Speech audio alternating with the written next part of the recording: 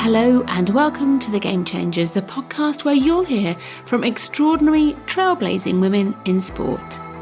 I'm Sue Anstis, a founding trustee of the Women's Sport Trust charity and the founder of Fearless Women, a company with a powerful ambition to drive positive change for women's sport.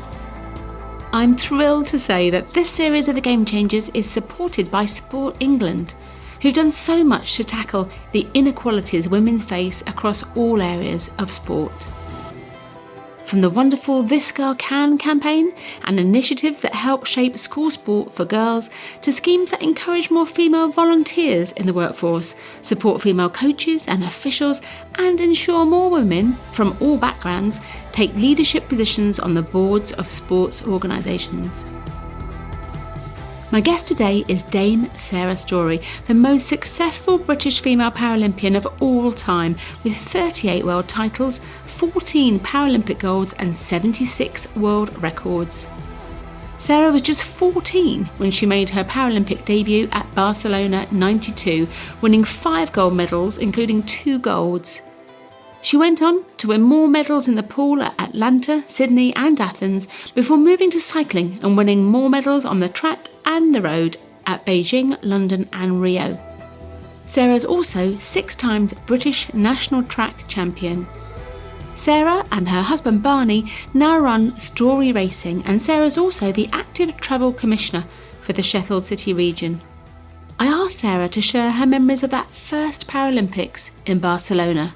I was racing in Barcelona in '92, a German girl who'd never been beaten, Claudia Hengst, and she was kind of the nemesis of everybody in the S10 category.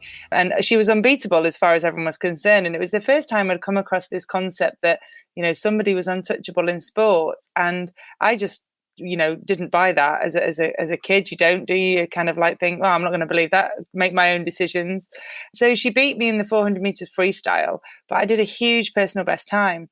And one of the things that I'd always focused on as a kid, because I was never quite good enough for the national age group champs in the able-bodied swimming, was that I beat my personal best. And if I beat my best, then that was all we could do.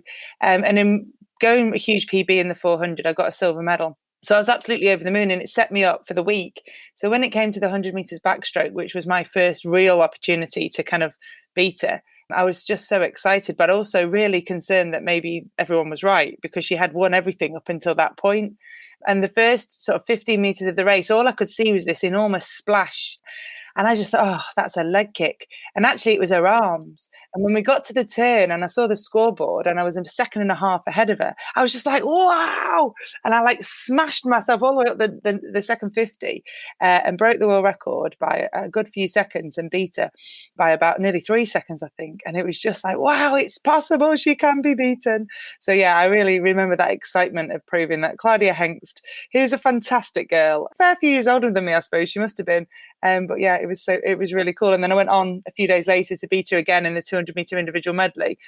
And so I had to come behind her again in the 100 freestyle when I got my bronze medal and be part of a relay team. I think the Germans or the Americans won the relays when we got 2 silvers. So yeah, she'd been a big rival all that week, and she continued to be for a good few years after. And what was it like being the youngest person on that team? Well, I wasn't actually the youngest. So bizarrely, there was 2 other girls who were 14 as well. Vicky Sims, now called Vicky Foley, and Rachel Peachy, now called Rachel Foote. And so they were both a few weeks younger. Like I was October, Vicky was the 30th of December, and Rachel was somewhere in the middle. And there was a girl called Claire Bishop, who's now Claire Cunningham, works for Paralympics GB. She just turned 15. And there was a lad called Ian Matthew, who was also 15. So there was 5 of us who were year 9 or 10 at school, who were all in that team together. And then a few others who were probably A-level style. So there was quite a big contingent of youngsters there, and then a really big contingent of swimmers in their early 20s. And so it was quite a really nice balance, I think. And what are your overriding memories of that first experience? Well, I remember the roar of the stadium when we walked in for the opening ceremony, because it wasn't sort of even coined the idea that you needed to rest at that point, ready for competition. And we stood out in the heat for hours on end and just had an absolute ball. But I think that was the way it needed to be, because as a kid, I wouldn't have known that it was time to rest. I would have been restless in the village anyway. but we just had this incredible roar as we walked into that stadium, and no other stadium has come close, really. And maybe the closing ceremony at London 2012. But yeah, it was just insanely good. And the size of the crowds they were all bigger than anyone had expected. The Paralympics was really taken to the heart of the people in Barcelona. They loved the competition of the Olympics, and they heard the Paralympics were coming, and they just wanted to be a part of that as well. So they reopened the closed parts of the stadium in the swimming pool. So the temporary stands got reopened, and they had full houses as they had for the Olympics. So it was amazing. Excellent. And being out in the heat obviously didn't affect you, because you went on to win, I think, 3 golds, 2 silvers and a bronze. Is that correct? 2 gold, 3 silver and a bronze in Barcelona. And yeah, the heat, I think that was the thing. It's kind of like there's so much psychosomatic element to this as well. And so if you believe that you're going to need that rest, then you need that rest, and you have that choice. And I think that's the key for any athlete. You'll hear about it next year in Tokyo as well. Having that choice to go to the opening ceremony is really the key part. And obviously we know when we've had members of the cycling team, like Chris Hoy, carried the flag. So they made it possible by putting in place the right things to make sure it wasn't an issue for performance. But largely now we don't go to the opening ceremony because, well, certainly for Tokyo next year, we're going to be too far away from Tokyo itself to be even in the right city. And when did that actually sink in? I guess that extraordinary number of medals that you won at your very first games. I don't really know, because I think it probably wasn't until I was maybe at university and going through the problems I had with chronic fatigue syndrome that I realised just what had happened to me as a kid and just what a career I'd set up for myself. And I suppose it's only really as I've got a little bit older that I've realised that the enormity of doing what I did as a 14-year-old. And it was amazing for me to be in Beijing when Ellie Simmonds, because I was the youngest gold medalist until Ellie Simmonds in Beijing. So to watch her do what she did and know what she had ahead of her was just so exciting, but also gave me that opportunity to really appreciate that I was just a few weeks older than Ellie when I won mine. And then, yeah, so I guess it was quite a long time after, although at the time I was like, yeah, it's really exciting. And I think also in the run up to the games in Atlanta, when I was doing my A-levels at the same time, I probably realised the enormity of the job in hand of trying to have that like 2 careers, I suppose. And did you just go back to school? So you're in that year 10, 11, yeah. So I think we got back from Barcelona on something like the Wednesday or Thursday of a week, say. And I had a few days at home and went down to London to go on to Blue Peter with Tanny Gray Thompson, Simon Jackson, Chris Holmes, Dave Morton, a couple of the table tennis players, 1 or 2 of the other track and field athletes. And there was a group of us in the studio. So high school, I think we did that on the Friday. So high school said, look, go do these things, then come back on Monday. And that's like draw a line under it and come back. So I'd had 3 weeks of the term like off. So I got back on the Monday. I think maybe we got home Wednesday. Thursday, I went into school to show the medals. Friday, I went to Blue Peter. Monday, I started back in year 10. And so it was really quite strange. And going back to school was really good to start with, and then not great after that, because I think because I did just draw a line under it, I was like, right, medals in the box, back to school, GCSEs. As you know, it's kind of like, so important, drilled into you. And I didn't really talk about Barcelona again. And because I'd been told not to distract myself or anyone else. So then that led to a sort of a small faction of girls thinking that I thought I was too good for them and didn't want to talk about it because I was uppity, whereas it was really quite the opposite. So I had a fairly sort of lonely existence, I suppose, for the final 2 years at high school. And who told you not to talk about it? Was that the school that had said, don't talk about it? Yeah, I mean, if you can imagine a school, they didn't really know how to kind of cope with this. All this press had turned up at school during the games. That my swimming club had the press down every night when the days I'd won medals. They'd had another pupil at school who I think she was in 6th form or just finished, who'd made the team for the Olympics, and so they had 2 of us, but 1 of us kind of went into catastrophic measures of medals. And so it was kind of, how do we handle this to make it fair to Sarah, fair to the rest of the pupils? So the idea was, come in, don't do lessons, and show everyone your medals and have that kind of social time, but then, draw a line under it and concentrate on work. And I got back into training straight away. So I was arriving at school with wet hair and kind of like move on to the next event, which at that point was 2 years later was going to be the World Championships. So I was just like, yes, let's get on. I want to do another one. I want to race again. And so for me, it wasn't a hard thing to kind of do that, because I was doing little jaunts out. I had like the Sunday Times School Girl of the Year that I won, and other little events that sort of awards ceremonies in the run up to Christmas. But I just kept them to myself. I didn't really kind of want to distract anyone in lessons. So in some ways, if I'd been the big head and kind of look at me, guess where I'm going tomorrow, I probably would have been in the same position anyway. So I guess it was just one of those situations where I was doing something unusual. It was exciting. And most bullying at school is down to some form of misunderstanding or jealousy. And it wasn't great at the time. And I really struggled with it. But I kept focusing on what my mum and dad were saying, of make sure that you just remember your career in sport or whatever you want to do is forever. And it's only however many months left until GCSEs start. Moving on. And what made you so competitive? So even at such a young age, what do you think drove you? Is that something you've seen within your family?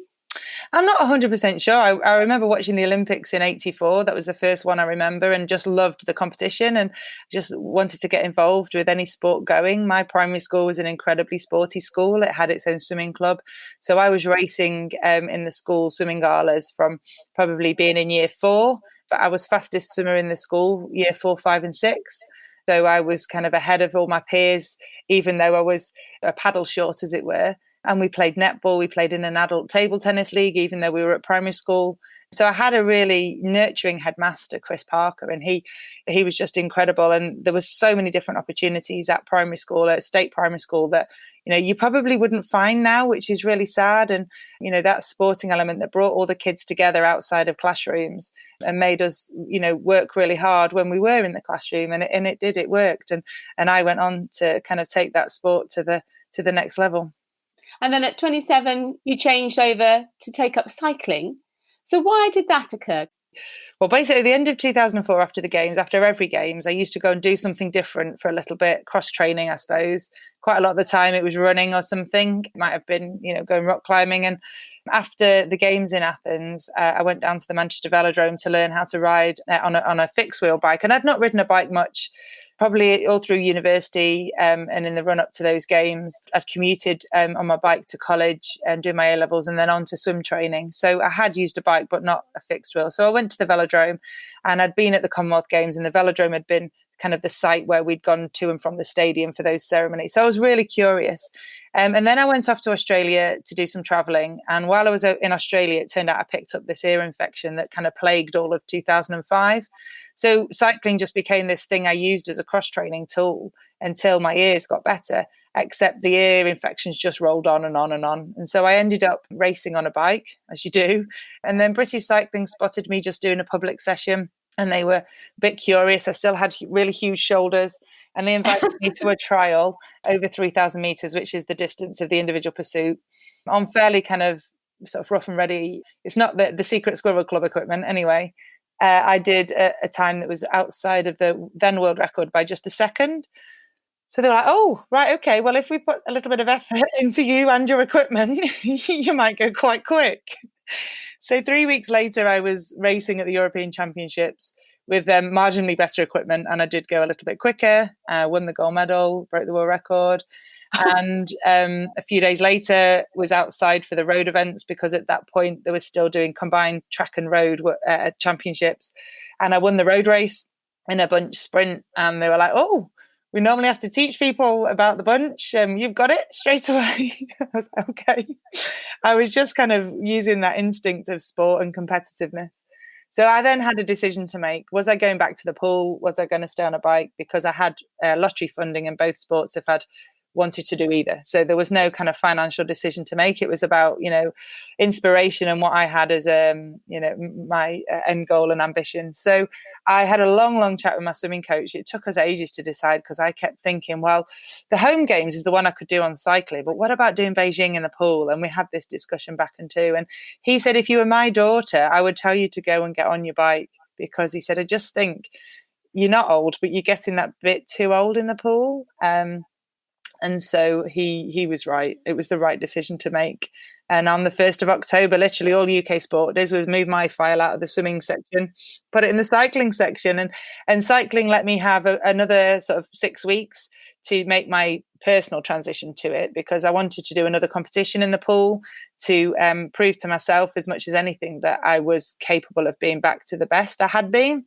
So I raced at the national champs in that very early November of 2005 and was, a few hundredths of a second outside of the world record on the 100-meter freestyle, and was like, yeah, there we go. I was capable of making that comeback. It was my decision to change sports. And what was tough about changing sports at 27? Because you've made it sound like it was a fairly smooth transition there. I think the biggest sort of decision was about the technicalities of cycling, because, I looked at myself as someone who you definitely had a disadvantage on a bike, in the swimming pool. But on a bike, it's all about your legs, isn't it? And actually, they proved to me very rapidly that the contribution of your upper body and having the grip on both sides is way bigger than most people understand. And certainly I understood. So the technicalities of being able to brake independently, change gear either side, have balance and equal pull on the bars for the biggest of efforts, those kind of things put me at a significant disadvantage, and I wasn't really sure about it. So I said at the very get-go, well, I want you to make sure that you judge me physically based on the same figures you judge the able-bodied girls, because when you put me on a static bike, that's where it's at, really. And they agreed. So we were able to sort of set about a process of really moving on the sport of paracycling by having that end goal of being physically as capable. And that the only difference that we were going to allow was any technical differences that we had to find a way around. So that might have been an adaptation of some kind that would plug some of the gap, but make sure that from a physical perspective, I trained in exactly the same way, and I was tested in exactly the same way, and I was benchmarked in the same way when it came to any of those, key performance indicators. And that's what we did. And I think very rapidly, that's why I ended up in that position of going towards the team pursuit squad, racing on the road. And ultimately, by the time we got to Beijing, the time that I raced on the track would have been 7th at the Olympics. And so very quickly, we'd got me into that position where I was, racing the likes of Rebecca Romero on the road, who went on to win that Olympic gold medal, and then, racing alongside her, Joanna Rousel, Wendy Hoovenagel, Laura Trott, Danny King, as we prepared for that Games in London in 2012 with their first women's team pursuit. And did you have any concerns at the time about the culture of cycling when it came to female cyclists? Well, at the time, there was a real drive to make sure that we sort of changed track cycling. I came into track cycling first, and at that point in Beijing, there was fewer events on the programme. So if you look, that was where Chris Hoy won his triple gold and Victoria Pendleton won a single gold medal, because there was no other event that she could have competed in. So there was very much a need for levelling up, and that was done immediately after Beijing. And then probably parallel to that was a similar situation in paracycling, because we had fewer events in the female side and more events where we were combined with other categories. And every single one of my events in Beijing was combined with another category and on a factor, as they called it. So although I was beating everybody by at least 20 seconds on the actual track, my factored time, I only won the race in Beijing by 23 100ths. And the girl I beat went on to go into the same category as me once they refreshed the categories and kind of upgraded the system. So there was a lot of development needed to be done. And it was probably part of the kind of honour, I suppose, to be a part of that group of women that really pushed track cycling to where it needed to be. And now we see that even, after one Games, the team pursuit moved up to 4,000 metres and four athletes. And so it feels like we're kind of on a similar journey with the roadside. It's just taking that little bit longer because I don't know, it just seems to be more difficult. And I guess the men's side of the sport has gone to extreme lengths in terms of race distances, that it makes it almost, do we need them to meet us halfway to make it completely equal? How are we going to solve this challenge? Because I'm not sure that it's the right thing to do to have, 250 kilometre races. The women's racing being shorter, it goes from the gun and it's a full gas race for like 3.5 hours. And that means it's a different offering to spectators as well as, the fans. Absolutely. So you and your husband, Barney, now head up Team Storey Sport. Can you tell me a little bit more about that? So in 2009, we set up Team Story Sport as kind of like an education business in sport. We utilised our experiences to either coach people, coach businesses, deliver motivational keynote speeches.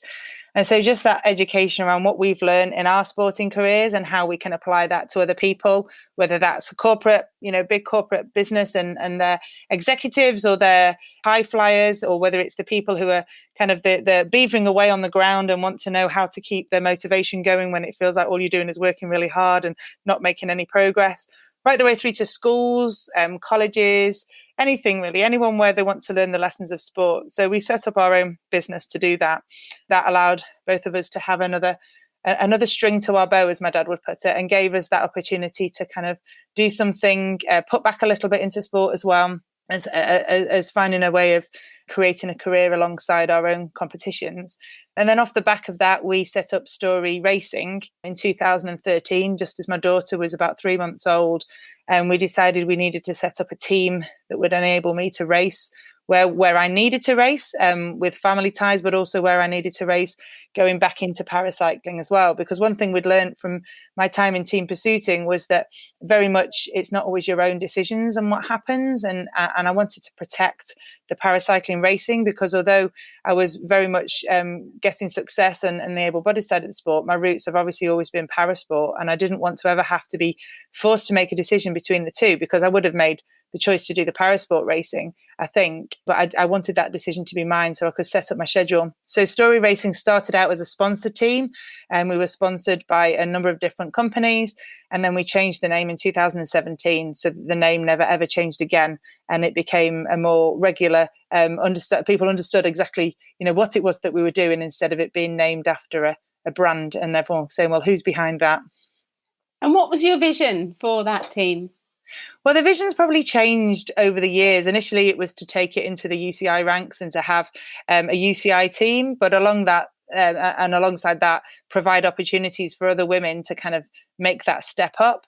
But alongside our plans to kind of take that to that level, the UCI were obviously working alongside the various different campaigners to bring more equality to the female side of professional cycling. So now we have a situation where it's actually a lot harder to run, as it should be, a UCI team. You certainly can't run it from your garage like we were doing anymore. And so we've readjusted our expectations of where we can take the team. And we're very much a UK-based development team, if you like, but with that reach into the professional ranks when needed. So we can provide the right opportunities with links to race organisers, but we're not a full-time professional outfit on the road, probably from January to October, which wouldn't be practical with a young family. So we have that experience at the higher level, but we obviously also then have that nurturing opportunity at the UK level. And at the moment, we have juniors or youth riders, junior riders, under 23 and seniors and paracyclists. And so we manipulate the makeup of the team according to the right type of athletes and where we think we can make a difference to an individual. And how was it all going pre-COVID? Well, the team was going great. We were looking towards 3 or 4 riders getting selection for the Tokyo Games, maybe even 5, I think, if we had an outside, really, really great selection time. We were looking to race abroad. We have links to the Skoda DSI Cycling Academy, where we're trying to develop and nurture riders under that banner with the This Is Our Time campaign that Skoda have set up. So we had kind of like a lot of irons in the fire, if you like, to support as many different women as we could who had different challenges and different ambitions. And so when lockdown happened, we had to cancel the trips that we'd got planned abroad. We thought we might be racing in the Netherlands and Sweden and various different places in the run up to national championships at the end of June. And then obviously that would then lead us into a final build up into Tokyo. So whether we can replicate that next year remains to be seen. Obviously, lots of things have changed, and the commercial side of sport and the availability of sponsorship is still a little bit unknown. And I think, you look down at the lower ranked teams, if you like, and those are the ones that aren't as 100% sure of how they fit into that bigger picture, because the bigger picture hasn't been kind of completely ironed out yet. So we have seen the return of the Women's World Tour with Strade Bianche at the weekend, and we're hopeful that other races will go ahead. But as we see the ebb and flow of the the virus and this sort of threat of a second wave, or the final weeks of the first wave, however it really is a little bit of an unknown. And we know already that the women who were planning to ride the Tour de France a day ahead of the men, their plans have had to change. So it really is a lot of unknown, and we just have to try and be patient and hope for the best, and think that next year there will be a way for us to rectify what we couldn't do this year and still provide opportunities. And what's the position like for young women now who want to race professionally? I read Nicole Cook's book a few years ago now, that feels, isn't it, when it was all a bit shocking, really. But have things changed significantly for women in that space? Yeah, women's professional cycling, there are some fantastic teams out there, and we had Eleanor Baxted on our team last year, who got bronze in Harrogate in the Junior World Championship time trial. She moved on to Trek Segafredo, which is where Lizzie Deignan is, and they have a superb setup which is linked into the men's team. There are other teams like Sunweb, which is where a colleague at British Cycling, Matt Winston, is now one of the main coaches, and they have a men's and women's team. And I think that's where Pfeiffer Georgie has gone. She's a British rider as well. So there's a significant number of very big men's teams who've got a women's team. Movistar is another one. And so all of those teams have provided a very similar setup for the men and the women. Mitchelton Scott is the Australian team that does that. So there are some very, very big teams who are doing the right thing. And then there are some incredibly good women's teams who are just standalone female teams like Bowles Dolmans, who are going to take on a new title sponsorship. And they're probably one of the sort of beacon teams, if you like, because they had a very long-standing sponsorship with Bowles Rental and the Dolmans Gardening. And that ended at the same time, but they managed to find a sponsor to take them on to another 4 years to apply to be in the Women's World Tour and to hopefully be that World Tour team from next year. And so in a market where people were unsure, to see that happen was really, really encouraging. And that's been, a sort of a mainstay of the women's peloton for many, many years. And then you have other teams like Team Tibco from the States, who've also been a very well-established, long-lasting team, and they're headed up. Their head coach is Rachel Hederman, who used to race for Great Britain. So there's a really strong network of incredible women who are working off the back of their own careers, and they're now working in the sport. So that brings around that change that you perhaps need, where previously women have said that they've not had the best experience. Obviously, when the women come back into their own sport and try and move it along, they bring that experience of either being, a colleague of someone who had a hard time, or having had to experience it and not really know how to tackle it.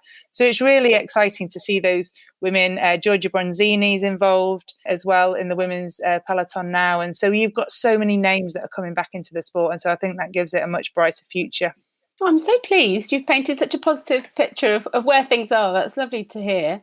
You've obviously now got 2 young children, Charlie and Louisa, and you've been a real trailblazer for female athletes in terms of, I guess, returning not just after 1 child, but after 2.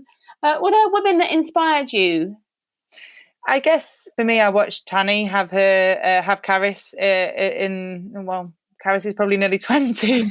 And so it's such a long time ago, but I was really inspired by the fact that she came back. And I think when I was having Louisa, I was like, yeah, I can race the World Championships. Louisa will be 10 weeks old, because Tanny had raced, she'd kind of made everything possible. She's one of those people who've been present my whole career. She won 4 gold medals in Barcelona, and she's always been an incredible support. When I wanted to find out how to get involved with the motivational speaking, she was the person I went to. And Tanny gave me that mentorship that I could blossom under. And I think if you look across, there are other women, Paula Radcliffe had children, but even further back than that, perhaps Liz McColgan. And so there are lots of women who've come back after having children, but they're perhaps not always been celebrated. But then I don't know whether that's so much of a problem, because we don't want to make it out to be something that's unusual. Yeah. It's just a normal part of your life when it's ready for you as an individual. I think there are some things that don't need to go, they don't need to be sort of out there. Are you planning to have a baby is an incredibly, personal question, but somehow certain parts of the press seem to think it's okay to ask.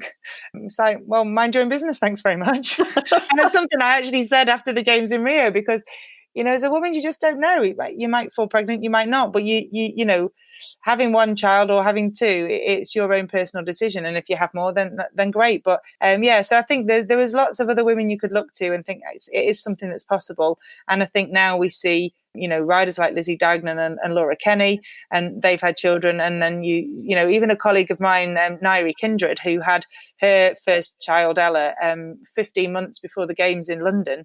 It was just amazing to see her come back and take silver in the pool after, a baby, baby that was still very tiny, really.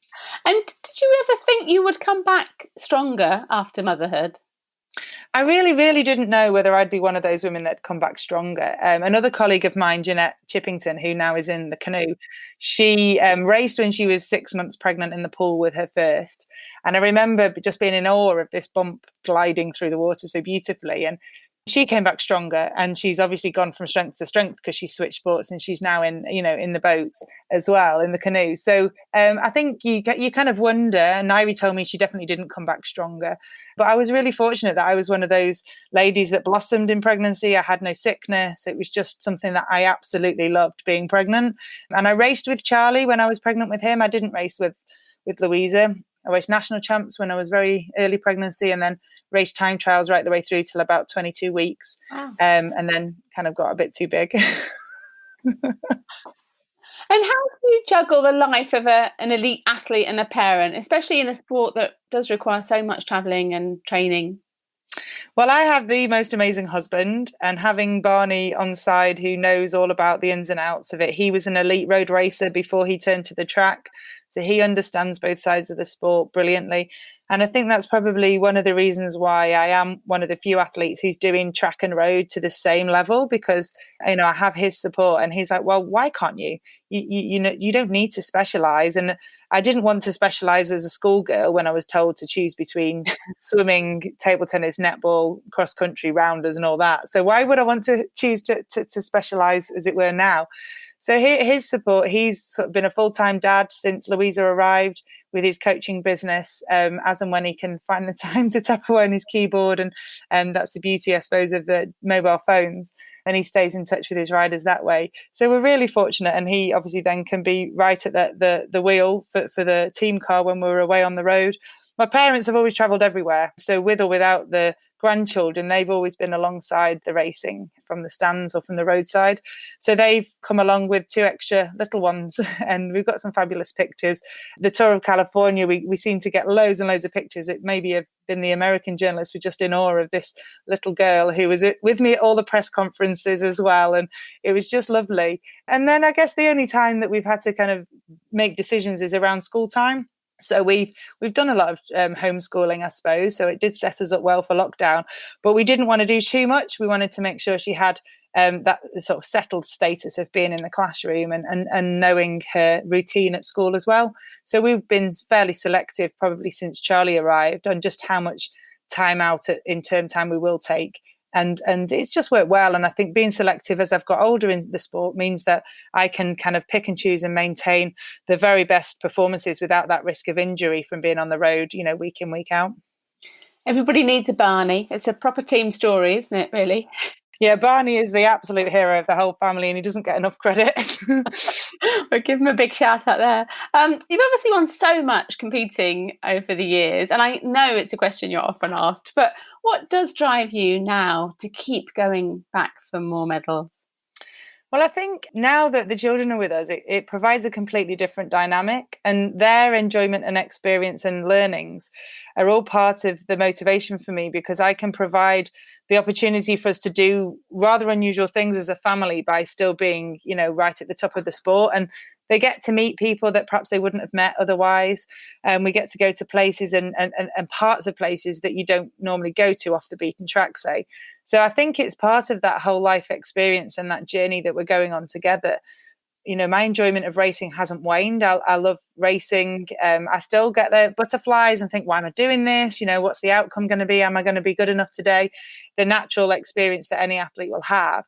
But then challenging yourself in that way and giving that challenge and sort of learning to your kids is a completely different level. And I know a lot of athletes who have children who've said, "What now that I'm racing with my kids here, it just feels even better." So for me, I think Charlie experiencing his first games a year older than he would have done if it was this month, then it means hopefully he'll remember it. And then Louisa said to me the other week, before lockdown we were on a training camp. She goes, you know what, Mum, you can't ever stop racing because I just love these training camps. I was like, right, okay. So yeah, I'm going to be going to the games. Her first games will be my last games and all this joking. But yeah, it's one of those situations where I think hopefully I'll know when I know. And I think I remember hearing someone like Matt Pinsent say that, when it's the right time. And I don't think I'll ever declare, get me off my bike and never put me back on again, as Steve Redgrave did at that time. But yeah, it's just a way of life now that involves that really hard work. And I've always thrived off really hard work. So I think that's a good thing. And did that extra year to Tokyo affect you in a different way, perhaps, to other athletes at the stage of career you're at? I think a lot of people expected the extra year to be a really big thing for me, a really big problem. I think I'd kind of accepted before the decision was even made that something was going to happen to the games, because it was logical that unless they came up with a really clever quarantine plan, it didn't seem possible that we could all travel to Japan within a few months, given the severity of the virus. So when the announcement came, I was like, yeah, there we go. It was coming. We just needed to be patient. And it was difficult that, no one had ever experienced lockdown or this chance, certainly swimmers had never experienced not being allowed to go to the pool. And it must have been horrible. We were fortunate as a road cyclist, we had that one slot of exercise a day. So the only decision we had to make was whether that was a walk with the kids or a bike ride for yourself. So turbo trainers came in very handy. And I think I expected something, and I was delighted it wasn't just completely cancelled, because I think that would have been one of the real possibilities given all the other logistics that are around the games. So it was good to hear that it was only a postponement, as it were, because it could have been a lot worse. So now we hope. We just keep and wait and be patient. And not knowing when I was going to start racing again whilst I was pregnant, I think it's a similar mentality of patience. It's going to happen at some point. You just have to be ready. And that's an adaptability athletes haven't had to have before, but we have to be adaptable. And this is a case where, we're needing to be very, very adaptable. And what events are you training for in Tokyo? So I'm training for the same 4 events that I won in London, that I won 3 of the 4 of in Rio. So the individual pursuit is on the day after the opening ceremony. I think that's now the 25th of August. It was announced yesterday. Then the 2 days later is the 500 meter time trial, which is an event I won in London. I came 4th in Rio. The sprinters turned up in Rio. So if they don't turn up again in Tokyo, I'll take them out again. And then on the 31st of August, it's the road time trial. And the 2nd of September is the road race. So then there's a couple of days and it's the closing ceremony. So yeah, it's good to have the schedule out again. It's exactly the same as it was had it been this year in terms of the order of events. So yeah, we just build back up again and see what next year holds. Are you 44 this year?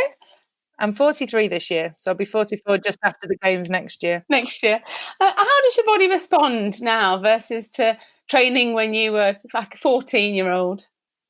Well, it's interesting looking at how my body responds, because I had chronic fatigue syndrome as a 21-year-old, and so I really was in a right state.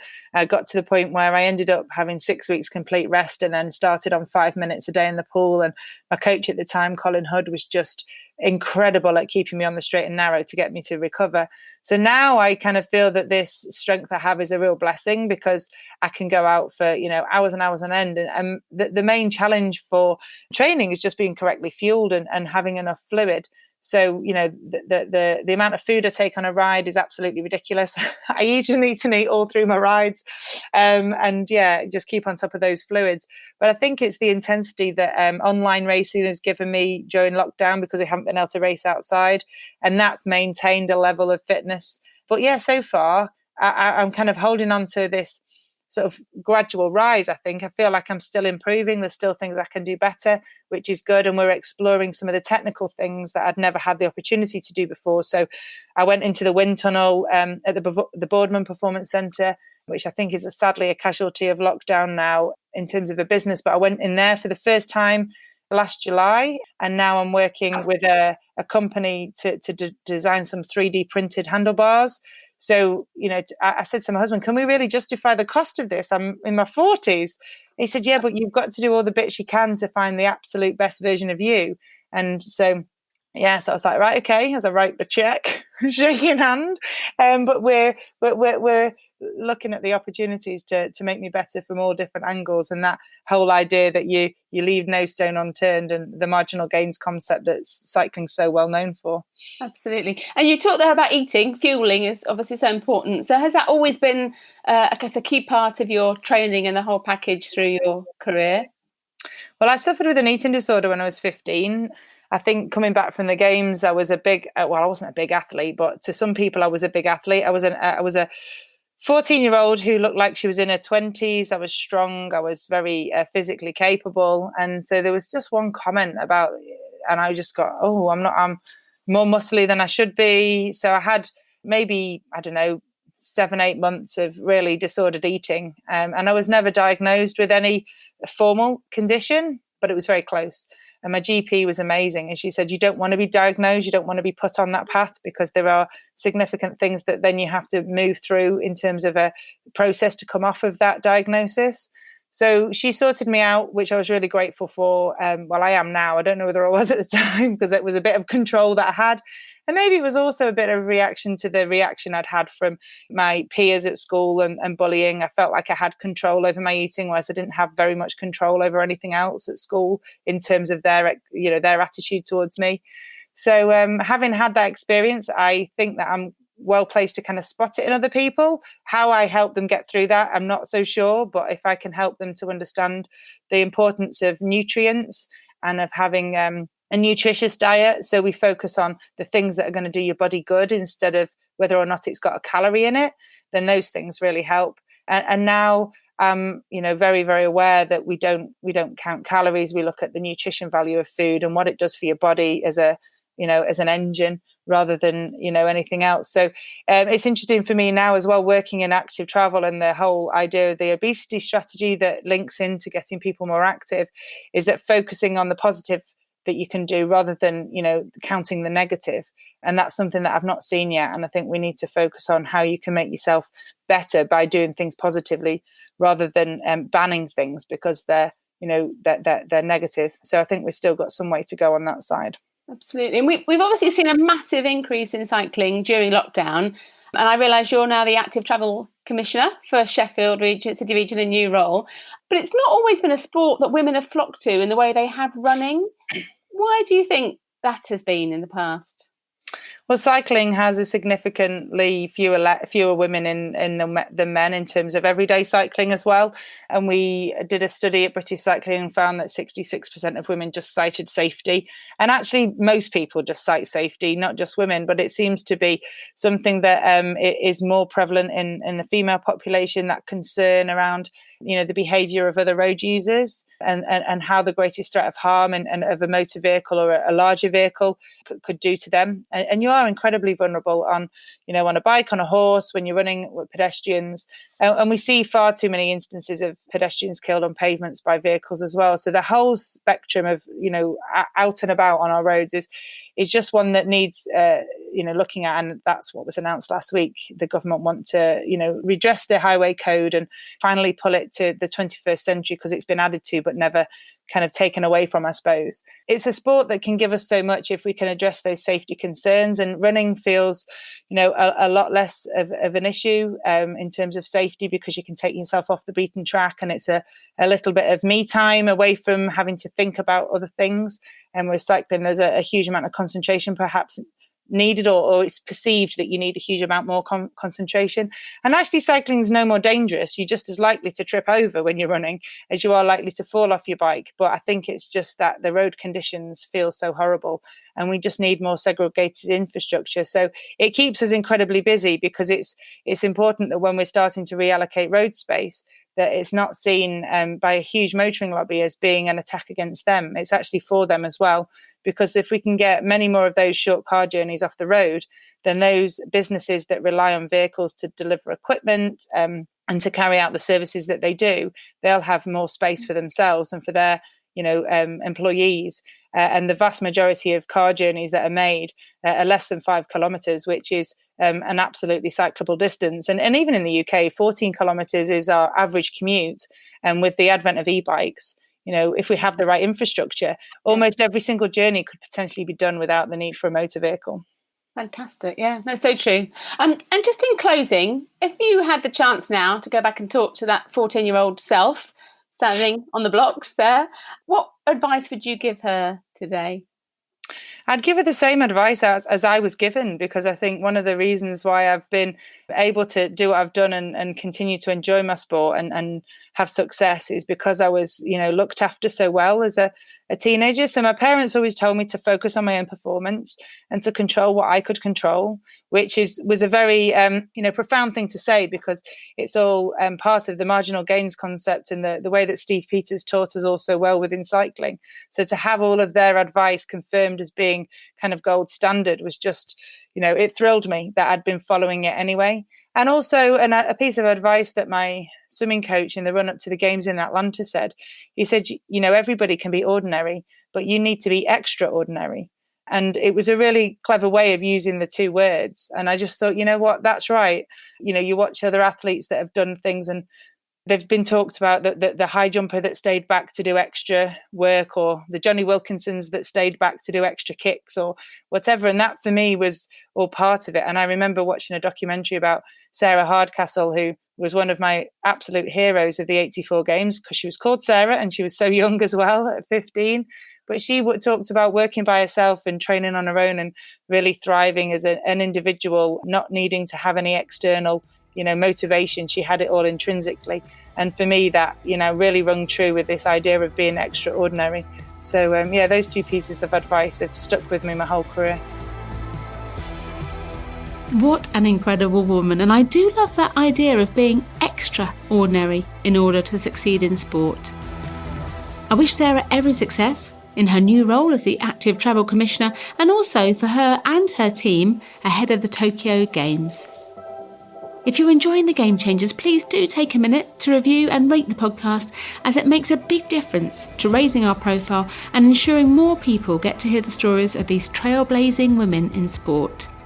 Another big thank you to Sport England for their kind support of the Game Changers, and thanks also to Sam Walker from What Goes On Media, who's our very talented executive producer. You can find out more about all 41 of my incredible guests from this and the previous series at fearlesswomen.co.uk, or come and say hello on social media, where you'll find us at Sue Anstis or at The Game Changers on Twitter, Facebook and Instagram. My guest next week is Alison Oliver, the Chief Executive of the Youth Sport Trust, the charity building a brighter future for young people through the power of sport. I've come across plenty of women for whom sport has damaged them, whether that is the way in which it's been delivered, or whether there's been sort of no sense of the value and purpose of this thing called sport ever articulated to girls. The Game Changers. Fearless Women in Sport.